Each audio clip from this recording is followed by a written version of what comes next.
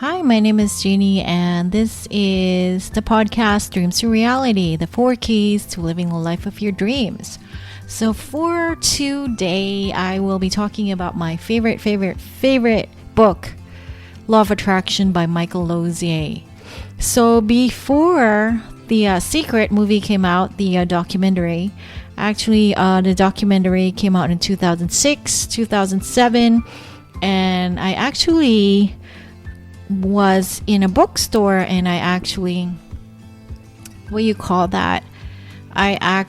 found a book called Law of Attraction, and it was sometime in 2003, and I read through it and I'm like, you know what, it's nice, I understood some concepts, but I really didn't understand it at that time yet. I mean, I had it and I went through it, and then I didn't finish all the exercises. And what happened was I also gave it to my friend, and she read it and she used it. And after like maybe a month or two of just reading it and doing the exercises, like less than several months, I forgot the time frame. That was such a long time ago. But anyway, she wound up in a new relationship, and then she got married like that. Like it was a whirlwind romance. And I'm like, dude, and she told me, you know what, I really enjoyed the book. I loved what you gave me, and I followed everything on the book. And I'm like, whoa, I should have really gone through the book. But I wasn't ready yet. I think in 2006 though, it started to be more digestible or understandable to me, because I saw the documentary Law of Attraction by Rhonda Byrne, and I think that's most of the people after 2006, they have heard about the Law of Attraction because of Rhonda Byrne's movie and then her book. So I was obsessed with that movie, so obsessed. And then after that, I just started looking around for what other Law of Attraction books should I read. And then lo and behold, I said oh my god, I have this one, Michael Losier's Law of Attraction book. And this was the one I bought in 2003. I didn't really do all of the exercises in it, and then my friend told me it was amazing and she had good results with it.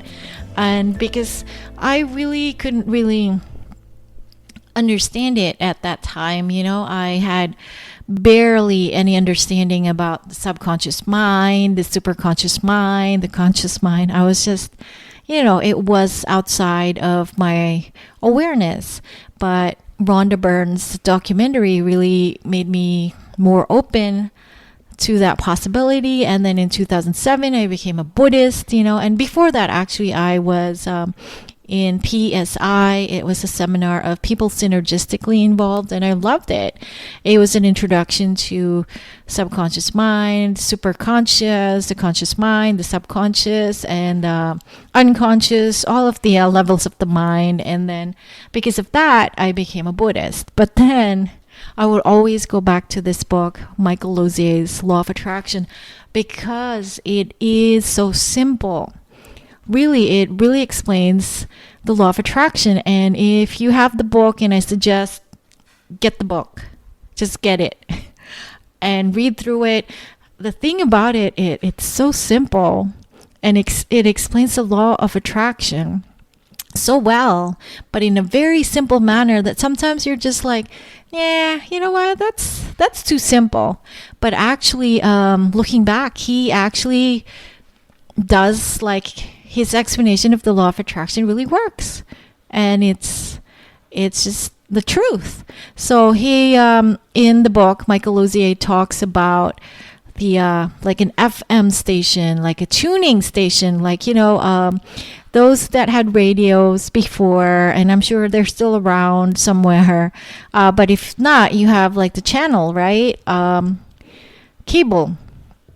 So basically, the Law of Attraction is that there exists a frequency, a reality that already exists. Everything already exists right now as a possibility. So I don't even know how to simplify this, but everything is in this universe is in a state of flux. What it means, it's that there's nothing that is fixed.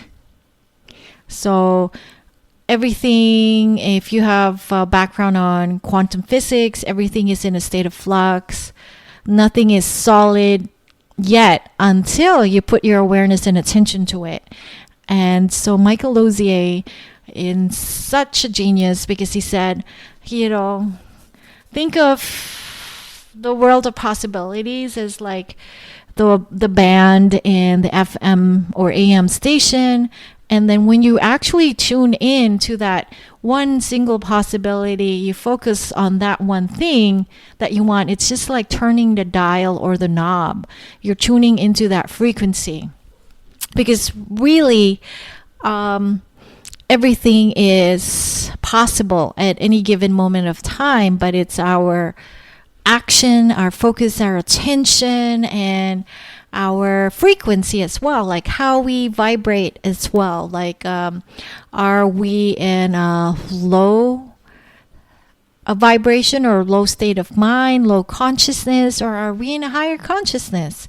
So everything is already there. Like, everything already exists. It's just us that it's up to us on what we want to tune into.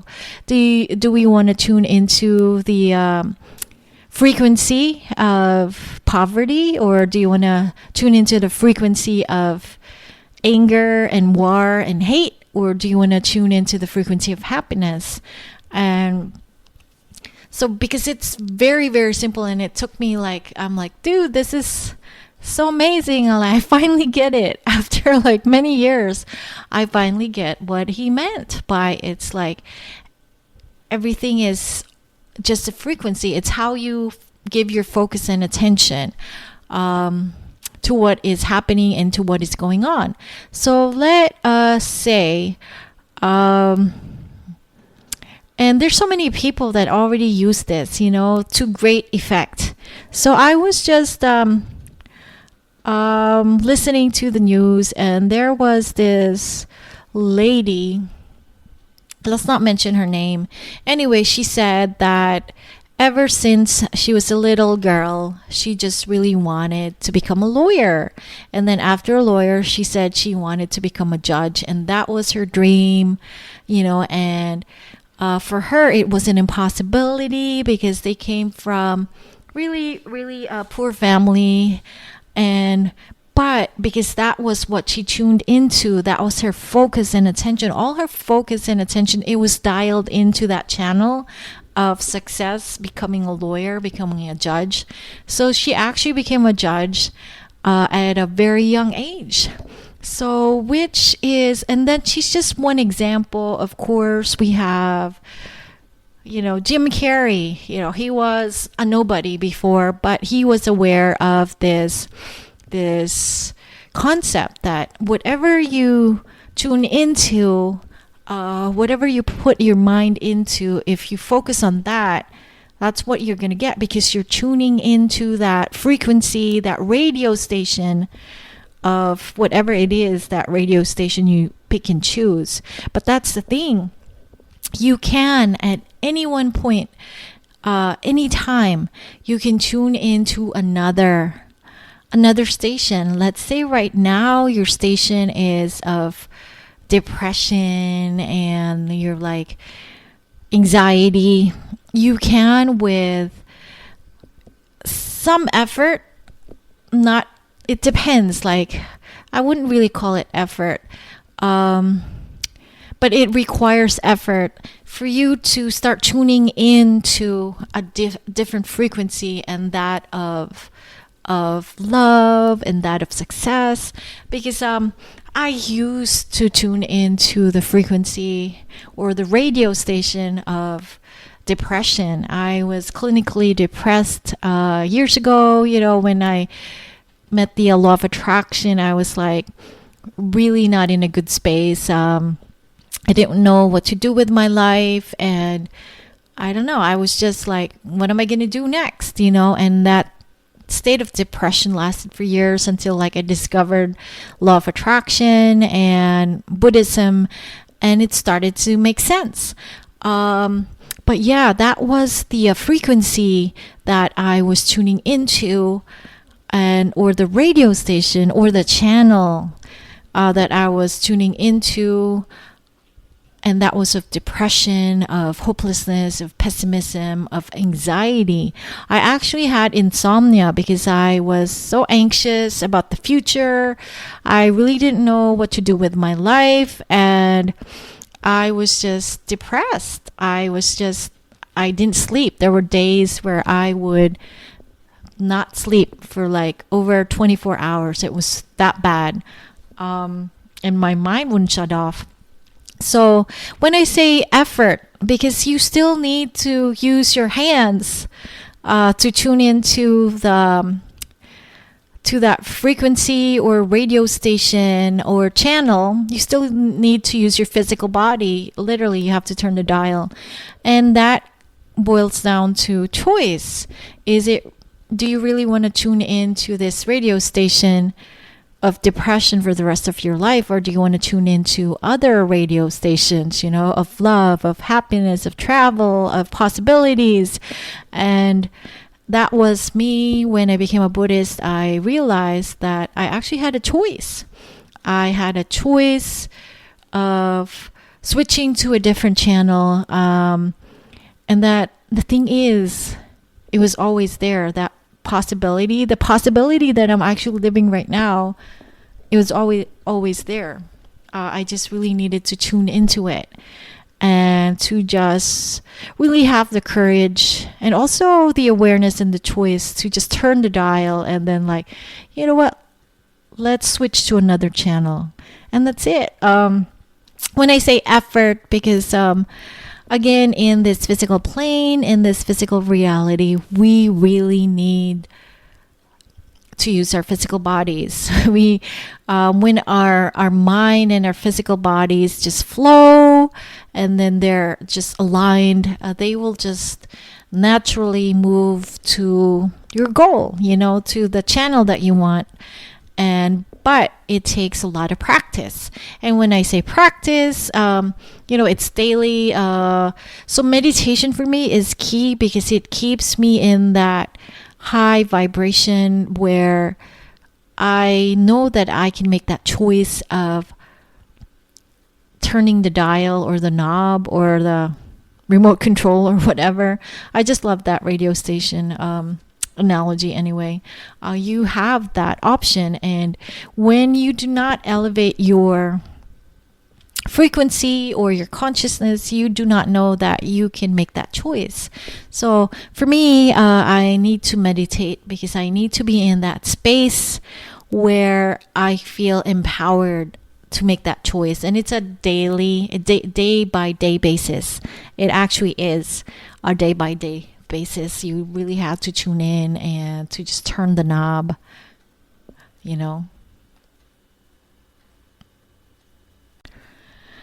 So when people tell me that, hey, this law of attraction thing is baloney, it's not true, it's not real, I can really literally tell you that it is real because I have been using it for years. Since I understood the concept of dialing into what I really want, I've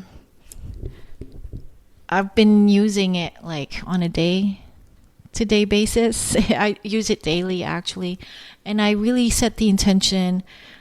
And it's like, because if you do not take control of your life, you'll just be an automatic drive. You auto drive, and it's not good. Like let's say you have an automatic vehicle, like maybe a Tesla, and you don't tell it to, you don't pick a destination, it's just going to go. And then wherever it's going to go, maybe it's just going to bump into another vehicle or whatever, but it will not have a direction. And that's what humans are. If we do not take the reins of our life will just lead us nowhere actually, and which was happening to me because I was just floating like a leaf, or like just I was just going with the flow. I didn't really know what to do with my life, and I realized like this law of attraction concept is so powerful because it means that you can actually literally design your life. And the life that I'm living right now, I'm living in America right now, and I'm writing books. I have like a cooking channel, like I have like YouTube videos, a podcast. Those were the things that I wanted to happen. Like I literally, like years ago, I said, I want to have a YouTube channel. I want to have this. I want to write books. I want to travel, in the US and outside of the US. Like I want to do this and that. The life that I'm living right now is actually what I really wanted for myself. Because when I was in that state of depression, I was like, what am I going to do with my life? I was so down. I'm like, there's literally nothing for me. And I was just watching and reading a lot of, watching a lot of movies, TV shows. I literally like watched everything. And I read a lot of books. I escaped from my reality. I just didn't want to engage with my reality because my world was so closed. There was no possibility of ever doing anything right, And I think at that time too, I ended my relationship. It was like a long-term relationship. It was my first relationship and a really serious relationship at that. And I was just depressed as well because I was like, this is like what's happening, this is my life. And when I learned about the concept of law of attraction, I just gravitated towards it because it gave me hope. And I used that hope to create and do things that I really enjoy. And I can really tell you right now, I'm not yet at that point where, I've achieved all of my dreams, but I'm slowly ticking off all of the things on my bucket list. And it's because I set that intention. And I can really tell you that I'm really happy right now with my life. I really am, because I am living the life that I really want, like the life that I was only dreaming about years ago. And like people are gonna say like, what, like, here, like you don't own a private jet, you're not like jet setting, but that's the thing. My goals were not that lofty. I mean, I literally, like, I had simple dreams, and I'm living those simple dreams right now, and I'm like ticking off stuff from my bucket list. And that was really the life that I wanted for myself. And of course, I still want more, because I'm also goal setting for those. But that's the thing. I'm enjoying finally the journey, because before I didn't like the journey. I wanted out of the journey, if you know what I mean, because it was so depressing. My life was so sad. And this concept, the law of attraction, that you design your own life, and it's tuning into the reality that you want, that really, really gave me hope. And that has been the reason why I've achieved so much. And to some people looking, and they're like, oh, but you're not really achieving like grand stuff. But that's the thing, like, I literally am living the life right now that I've always dreamt of, like creating things, having my own YouTube, doing podcasting, writing, traveling, and even my dog. Like, I actually manifested my dog in I think it was in 2014 or sometime at that time, like when I saw this movie Anchorman, and I was like, yeah, you know what? I want to have a dog that looks like that, like Benny, or I forgot the name of the dog actually. But here, come on, Bacon. And I literally have that type of dog. He's crazy, but I love him. And then not only that, I have another dog too. They're two in one. And yeah, and then I was able to live in. He's licking the microphone right now. Bacon's licking. Are you licking the microphone, Baba? Anyway, my dream was always to work and live in New York, and I did that for 5 years. I lived that dream. I actually worked in Manhattan for 2 years, right, Baba? Yeah. So that was actually my dream. It actually came true. Because for the longest time I said I want to live and work in New York City. And for me that was the dream. I was living the dream, and I worked in Manhattan for 2 years. And it was the type of job where I was traveling a lot and I saw a lot of the city. And that has actually been the basis of my books too, because a lot of my books are based in New York City, and it's set in New York City. And because I had that experience, I can write about it. So yeah, and then I met Oprah, and then I was able to see the Statue of Liberty. And I was in a relationship, the relationship that I wanted at that time.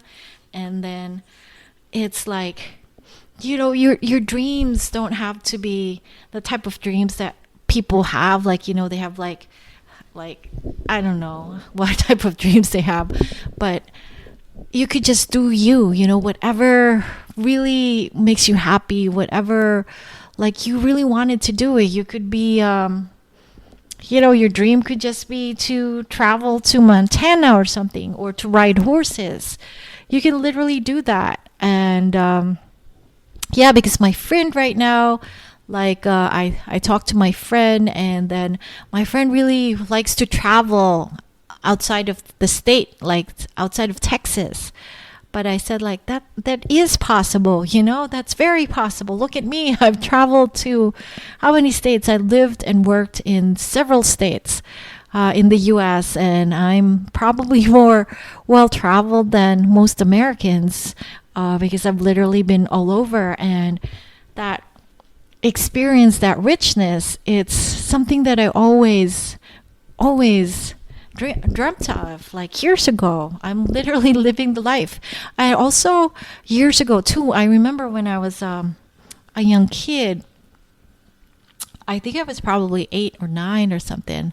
I said I saw pictures of Europe, and I'm I'm going to go to Europe. And at that time I was how can we afford to go to Europe? My grandmother, she's been saving for years. Sadly, she was never able to make it, but me and my sister, we were able to go to Europe, and we traveled 5 countries, I think. And that was a dream come true. And I used the law of attraction, because that thing started happening when I started doing, the law of attraction, visualizing and stuff like that. But the thing, and that's the reason why I wrote the book, The 4 Keys, Dreams to Reality, the 4 Keys to Living the Life of Your Dreams, because people think that the law of attraction is so woo-woo, and it's you don't need to do anything. So that's why there's 4 keys actually. And these keys are very important. And after many years of just applying the principles of the law of attraction, I came up with the 4 keys because they are so important. You cannot unlock anything without the 4 keys. And these keys are clarity, clearing, subconscious reprogramming, and aligned action. So without these 4 keys, it's like the ingredients. Let's say, I don't know what food has 4 ingredients. Let's say, the ingredients for pancake, and you really need egg. You can't make a pancake with no egg. So you really need these 4 ingredients. You really, really need it.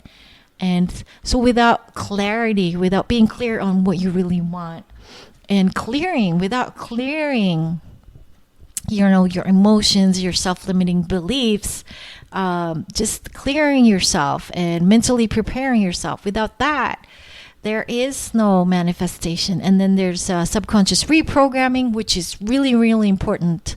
You really have to, when I mentioned about the body, like the body has to go with you as well. It's not your conscious mind controlling everything. Your body has to go with you. And guess what? Your subconscious mind controls your body. So your conscious mind and your subconscious mind, or your body, has to be programmed together. Like they have to be aligned.